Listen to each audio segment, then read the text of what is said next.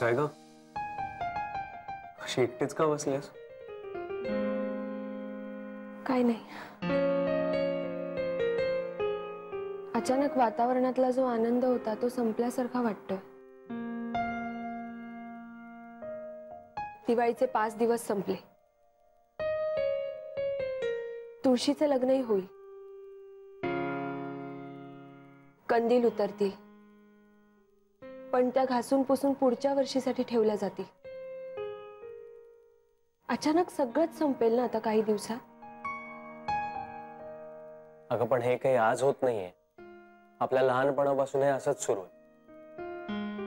आधी ती निसर्गाचं चक्र आहे, एक गोष्ट संपली की नव्याने पुन्हा नव्या गोष्टींची सुरुवात होतेच। मग निसर्गाचा हाच नियम नात्यांच्या बाबतीत का नाही लागू होत?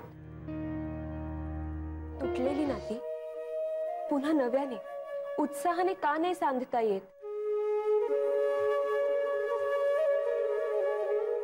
ते म्हणतात ना, नातं हे माणसाने तयार केलेलं असो वा निसर्गाने, निसर्ग नाही जपत ते, त्याने ही जबाबदारी माणसावर टाकलेली असते। पण हे सगळं तू आज का बोलतेस?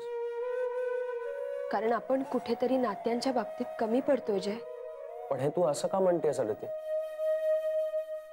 आजूबाजूला काही झालं तरी आपण आपल्या नात्याच्या बाबतीत पारदर्शक राहतोच ना। मी आपल्याविषयी नाही बोलत आहे, मी अण्णांबद्दल बोलते। अविनाश सर नंदिनी मॅडमना सांगत होते, अष्टविनायकच्या टूरसाठी तुम्ही तुमच्या आईंना सुद्धा पाठवा असं म्हणाले ते। मला सुद्धा वाटलं की आपण सुद्धा आपल्या अण्णांना पाठवावं, पण मी हे सरांना नाही सांगू शकले,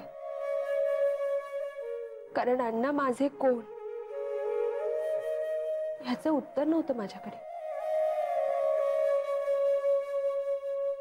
जय, नातेवाईक ही संपत्ती असते, हा ठेवा असतो, पण हाच ठेवा आज आपल्याला जगापासून लपवून ठेवावा लागतोय। आपण ह्या दिवाळीत सदा काकांना सुद्धा भेटायला गेलो नाही, ते आजारी पडले हे सुद्धा आपल्याला कधी कळलं तर त्यांना डिस्चार्ज मिळाल्यानंतर। आणि आपण असं का केलं नाही? कारण आपल्याला ही भीती होती की आजूबाजूचं कोणी बघेल, प्रॉब्लेम्स होतील।